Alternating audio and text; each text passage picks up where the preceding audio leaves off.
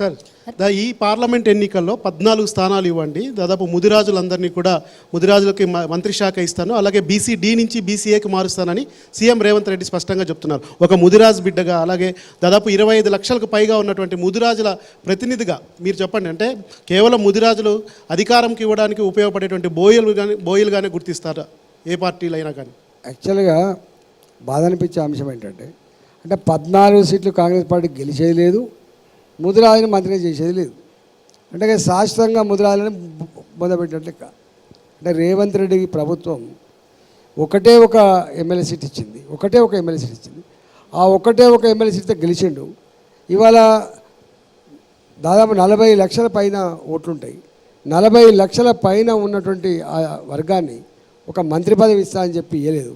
ఇవాళ 14 సీట్లు గెలిపిస్తేనే ఇస్తా అనే మాట అంటే అర్థం ఏంటంటే, ఇక మీకు ఎన్నడూ కేసీఆర్ నిర్లక్ష్యం చేశాడు, అప్పుడు మీకు మాత్రమే గుర్తింపు ఉంది, మిగిలినటువంటి ముదిరాజులు గుర్తింపు. ఒక మాట, నన్ను ముదిరాజులు గుర్తించి చేయలే కేసీఆర్, నన్ను ముదిరాజు గుర్తించి ఇచ్చిందా? ఉద్యమకారుడు నా కాలమే నిలబడి ఎదిగిన కాబట్టి ఉద్యమకారుడు కాబట్టి ఇచ్చిండు. నేను కులపరంగా నాకు ఇయ్యలే, ఇచ్చిండా? కవితను అరెస్ట్ చేయకపోవడం వల్లే అసెంబ్లీ ఎన్నికల్లో బీజేపీకి ఊపున గెలవలేకపోయింది అని మీ పార్టీ నాయకులు చాలామంది ఎలక్షన్ ముందు అన్నారు. ఇప్పుడు కవిత అరెస్ట్ అయింది, పార్లమెంట్ ఎలక్షన్లు వచ్చినాయి, 17 నియోజకవర్గాలకు పోలింగ్ జరుగుతూ ఉంది.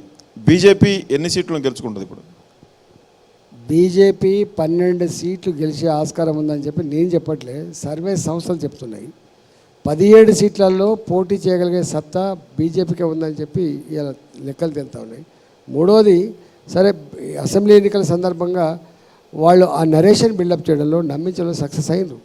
రేవంత్ రెడ్డి గారు బీజేపీ బీఆర్ఎస్ ఒకటి అని చెప్పి సోషల్ మీడియాలో కానీ మీడియాను మేనేజ్ చేసి కానీ రకరకాల పద్ధతిలో నమ్మించడంలో సక్సెస్ అయింది కాబట్టి ఈ రిజల్ట్ వచ్చింది. సార్ 12 సీట్లు వస్తాయని చెప్పి మీరు అంత బలంగా చెప్తున్నారు, కానీ మల్కాజ్గిరి లాంటి దగ్గర మీకు బీజేపీ వాళ్ళ మీద నమ్మకం లేకుంటే మరేదేనా అనుకోవచ్చా? మీరు టీఆర్ఎస్ వాళ్ళని అంటే మీ పాత మిత్రుల్ని మళ్ళీ కలిసి మీకు సపోర్ట్ చేయమని చెప్పి కోరుతున్నారనేది ప్రచారం జరుగుతుంది.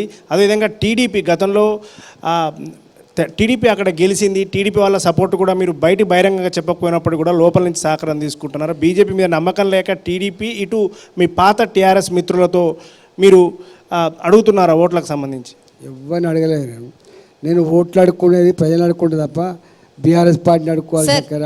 టీడీపీ అంటే అక్కడ మాకు అలయన్స్లో ఉంది, వాళ్ళు మరి అనే పాలసీ ఇక్కడ తెలియదు. కానీ నేను ప్రజల దగ్గరికి పోతున్నా, ప్రజల ఆశీర్వాదం కోరుతున్నా. డెఫినెట్గా ఇచ్చేది ప్రజలు కదా. సార్ ప్రజలు మిమ్మల్ని ఎందుకు ఆశీర్వదించాలి? మల్కాజ్గిరి ఎంపీ అభ్యర్థిగా మీకు ఎందుకు ఓటు వేయాలి? 100 కారణాలు లేవు, 100 ప్రధానమైన కారణాలు. ఓటు వేయడానికి 100 కారణాలు లేవు. ఇలా బీఆర్ఎస్ పార్టీ ఉంది.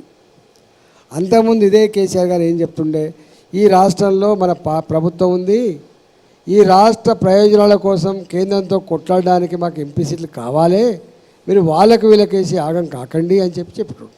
ఓకే, ఇవాళ ఇక్కడ అధికారం లేదు. ఇలా కాంగ్రెస్ పార్టీకి కోసం కొట్లాడుతుందా పార్లమెంట్లో.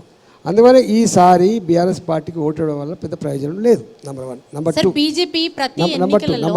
2 ఏంటంటే కాంగ్రెస్ పార్టీ ఇప్పుడే మీరు చెప్తున్నారు ఎవరో 14 సీట్లు ఇచ్చేస్తా. 14 సీట్లు కనుక ఇస్తే కేంద్రంలో రాహుల్ గాంధీ గారు ప్రధానమంత్రి అయితే మీకు ఇచ్చినటువంటి 6 గ్యారంటీలు ఏవైతున్నాయో అమలు చేస్తా, 66 సమస్యలు ఏవో పరిష్కరిస్తా అంటుండు. అంటే 14 వచ్చేది లేదు, నువ్వు చేసేది లేదు. రాహుల్ గాంధీ ప్రధానమంత్రి అయితే అంతకంటే కూడా లేదు. అందువల్ల ఇవాళ ఇక్కడ ఓ ఐటీ కారిడార్ రావాలన్నా, ఇలా ఉద్యోగ కల్పన కోసమైన ఇండస్ట్రీస్ రావాలన్నా, ఈ న్యూలీ ఎక్స్పాండెడ్ మల్కాజ్గిరి పార్లమెంట్ పరిధిలో ఇన్ఫ్రాస్ట్రక్చర్, వాటర్ కనెక్షన్స్ కావచ్చు, డ్రైన్ కనెక్షన్స్ కావచ్చు, రోడ్ల కనెక్షన్స్ కావచ్చు, ఫ్లైఓవర్ల కనెక్షన్స్ కావచ్చు, రేపు మెట్రో లైన్ల కనెక్షన్స్ కావచ్చు, రేపు హాస్పిటల్స్ కావచ్చు, రేపు విద్యా సంస్థలు కావచ్చు, ఇవన్నీ రావాలంటే ఇవాళ కేంద్రంలో మోడీ గారు ఉంటే మోడీ గారితో డైరెక్ట్ పరిచయం ఉన్న నాకు డైరెక్ట్ తీసుకుపోయి చేయించే ఆస్కారం ఉంటుంది. కాబట్టి గందుకు రాజేంద్ర గారు 10 ఏళ్ల నుంచి మోడీనే కదా ప్రధానమంత్రి. అవును, మళ్ళీ 3వ ప్రధానమంత్రి కూడా అయితే ఈ 10 ఏళ్ళు ఎందుకు తెలియదు ఇవన్నీ? అందుకని నీకు తెలుసా మోడీ గారి 10 ఏళ్ల పరిపాలనలో ఒక్క నీకు సికింద్రాబాద్ చెప్తా. నీకు తెలుసా రైల్వే లైన్ ఎన్ని నిర్మాణమైనవి ఇక్కడ? మీకు తెలుసా ఇక్కడ ఫ్లైఓవర్లు ఎన్ని నిర్మాణమైనవి? మీకు తెలుసా దిల్సుఖ్నగర్ వైపు పోయేటి అన్నీ కూడా మోడీ గారు చేసినని? నీకు తెలుసా 8 లైన్ రోడ్లోని మోడీ గారు చేసినని? నీకు తెలుసా నేషనల్ హైవేస్ ఇలా స్వతంత్రం వచ్చినప్పటి నుంచి ఇప్పటి వరకు మీరు చెప్పిన ఐటీఐఆర్ కారిడార్ నా ఎందుకు మాట- రాలేదు? నా మాట- మీరు నా చెప్పిన స్కైవేలు ఎందుకు రాలేదు? మీరు చెప్పిన నా మాట- హైదరాబాదు సుందరీకరణ ఎందుకు జరగలేదు? నేనండి నా అది మాట- అడుగుతుంది. నేషనల్ హైవేలు ఇచ్చారు, ఈయన విషయం కాదు. ఇప్పుడు మీరు చెప్పారు కదా, నేను మల్కాజ్గిరిలో గెలిచి ఇవన్నీ చేస్తానని. చారి, మోడీ ప్రధానమంత్రిగా ఫస్ట్ 10 ఏళ్ళు ఆపు. ఉంటున్నారు కదా. ఆపి నన్ను విన్న తర్వాత నీకు వినేటువంటి ఓపిక కూడా లేకపోతే ఎట్లా అడుగుతావు ప్రశ్న? అంటే మీరు నువ్వు అడిగి- మీరు నేను ఒక లేవనెత్తిన మాట- అంశాన్ని No, no, no, సారీ నేను అడుగుతున్నా. ఈ హైదరాబాద్ సికింద్రాబాద్లో నీకు తెలుసా రైల్వే స్టేషన్ ఎంత ఖర్చు పెట్టారో? 450 కోట్ల రూపాయలతో ఇవాళ చెంగిచెర్ల దగ్గర చెర్లపల్లి దగ్గర ఒక రైల్వే స్టేషన్ నిర్మాణం అయితే పోయి చూసిరా చారి, వాటిగా మాట్లాడకు. ఆ 720 కోట్ల రూపాయలతో రేపు సికింద్రాబాద్ రైల్వే సార్ ఇవన్నీ ఇవన్నీ మీరు సరే, చెప్పారు. రాజేంద్ర గారు, ఒకటే నాకు చెంగిచెర్ల ఒకటే గురించి- పండి- రాజేంద్ర గారు, పండి- చెంగిచెర్ల- పండి- సార్, పండి- చెంగిచెర్ల గురించి చారి చెంగిచెర్లకు పోయినా చెంగిచెర్ల నుంచి రామంతపూర్ మీదుగా వస్తాము. ఆ ఫ్లైఓవర్ ఎన్ని ఏళ్ళు కడతారు సార్? మీ ప్రభుత్వమే కదా, 10 ఏళ్ళ నుంచి ఉన్నది. అదెందుకు కంప్లీట్ కాలే? ఎక్కడ చెంగిచెర్లలో కట్టిన అది చెప్తున్నారు, సిద్దిపేటకు వచ్చిన రైల్వే ట్రాక్ చెప్తున్నారు, కానీ ఆ రామంతపూర్ నుంచి నిత్యం నరకం ఆ రూట్లో పోయే పబ్లిక్కి మరి అదెందుకు కంప్లీట్ కాలే? నేను రోజు చూస్తుంటా దాన్ని. కడుతున్నారు కదా, చూస్తున్నారు కదా ఆల్రెడీ. ఎన్నేళ్ళు కడతారు? కాంట్రాక్ట్ ఇన్ఎఫిషియెంట్ ఏం చేస్తావు? ఎన్నేళ్ళు కడతారు? టైం అప్ అండి. Sir BJP Radhika. ప్రతి ఎన్నికలలో ఒక కొత్త రాగాన్ని తీసుకుంటుంది. ఈసారి కూడా అయోధ్య రామయ్యని తీసుకుంది. అయితే అదొకటి. ఇంకొకటి, ఎందుకు బీజేపీ వాళ్ళకి అయోధ్య రాముడు మాత్రమే రాముడుగా కనిపిస్తాడు, మన భద్రాద్రి రామయ్య ఎందుకు రాముడుగా గుర్తించరు? ఇప్పుడు కాదండి, జనరల్గా రాముడు ఎక్కడ జన్మించినని చెప్తారండి? రాముడు ఎక్కడ జన్మించని చెప్తారు? రెండవది, రాముడి పరిపాలన ఎక్కడుందని చెప్తారండి? అయోధ్య కదా. రాముడి పరిపాలన ఎక్కడుందని చెప్తారు? అయోధ్య కదా. అయోధ్య రామ మందిరమే కదా అప్పుడు ఆనాడు విదేశీ పాలకులు కూలగొట్టింది, అవునా కదా? కాబట్టి కదా కట్టినాం. ఇవాళ భద్రాచలం ఆలయాన్ని కూలగొట్టలే. భద్రాచలం ఆలయం మన తెలంగాణకి భద్రాద్రి ఆలయమే గొప్పది. మనకు దేశానికి మాత్రం రాముడు పుట్టిన అయోధ్య ఆలయమే గొప్పది. ఫైనలీ రాజేంద్ర గారు, పార్లమెంట్ ఎన్నికల సందర్భంగా ఎన్టీవీ ద్వారా ప్రజలకు ఏం చెప్పాలనుకుంటున్నారు, తెలంగాణ ప్రజలకు? నేను ఒక్కటే, మోడీ గారి 10 సంవత్సరాల పాలనలో ఎక్కడా లుంబిని పార్క్, గోకుల్ చాట్, సాయిబాబా టెంపుల్, దిల్సుఖ్ నగర్లో పేలిన బాంబులు లేవు, తెగిపడ్డ కంటాలు లేవు, ఎగిరిపడ్డ మాంసం ముద్దలు లేవు, చిందిన రక్తం లేదు. అది దేశం సాధించింది. నా సియాచిన్ మంచు కొండలలో నా సైనికులు ప్రతినిత్యం శత్రువుల దాడిలో చనిపోయినటువంటి మృతదేహాలు లేవు. ఇలా నా లాల్ చౌక్లో జెండా ఎగిరేయాలంటే ప్రాణాలను గాల్లోకి పెట్టవలసినటువంటి సంఘటన లేదు. ఇలా ఒకే దేశం ఒకే చట్టం అనే స్థాయికి వచ్చింది. నా భారత్ ఇవాళ ప్రపంచ చిత్రపటం మీద ఏ అమెరికా నా మోడీకి వీసా రిజెక్ట్ చేసిందో అమెరికా మా మోడీ గారిని తీసుకుపోయి వాళ్ళ సెనేటర్లు వాళ్ళ పార్లమెంట్లో మాట్లాడుతున్నప్పుడు 10 నిమిషాలు లేచి సప్పట్లు కొట్టే స్థాయికి ఎదిగింది నా భారత్ ఇవాళ ఆమె ఇండియన్ అని చెప్పుకోగలిగేటువంటి స్థాయికి ఎదిగింది నా భారత్లో 3 all India institute of medical sciences ఉన్నటువంటి ఈ దేశంలో మోడీ గారి 10 సంవత్సరాల పరిపాలనలో 16 all India institute of medical science వచ్చింది.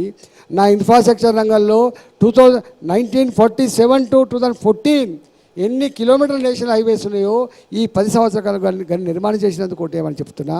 4 కోట్ల పేదవాళ్లకు ఇండ్లు కట్టించి సొంత ఇంటి కళ నెరవేర్చినందుకు కోటేమని చెప్తున్నా. నా మోడీ గారు వచ్చిన తర్వాత ఇవాళ 500 సంవత్సరాల క్రితం కోల్పోయిన నా రామ మందిరాన్ని నిర్మించినందుకు కోటేమని చెప్తున్నా. ఇవాళ మోడీ గారు వచ్చిన తర్వాత ఇవాళ ప్రపంచంలో స్ట్రాంగెస్ట్ పొలిటికల్ లీడర్. ఒకప్పుడు స్ట్రాంగ్ లీడర్ అంటే అమెరికన్ ప్రెసిడెంట్ గురించో లేకపోతే బ్రిటన్ ప్రెసిడెంట్ గురించి చెప్పేది. ఇవాళ థర్డ్ వరల్డ్ కంట్రీగా పిలువబడే భారత్ ఇవాళ 11వ ఆర్థిక వ్యవస్థగా ఉన్న భారత్ 5వ ఆర్థిక వ్యవస్థకు ఎదిగినందుకు కోటేమని చెప్తున్నా. రేపు 3వ ఆర్థిక వ్యవస్థకు ఎదగడానికి ఇలా పునాదులు వేసినందుకు కోటేమని చెప్తున్నా. మోస్ట్ ఇంపార్టెంట్ ఆస్పెక్ట్, ఒకనాడు ప్రపంచం first world war second world war చూసింది. Okay, first world war second world war చూసింది. ఈ first world war second world వార్లో 2 ధృవాలుగా ప్రపంచం విడిపోయింది. One is called NATO, another one is called Warsaw. NATO led by America, Warsaw led by Russia.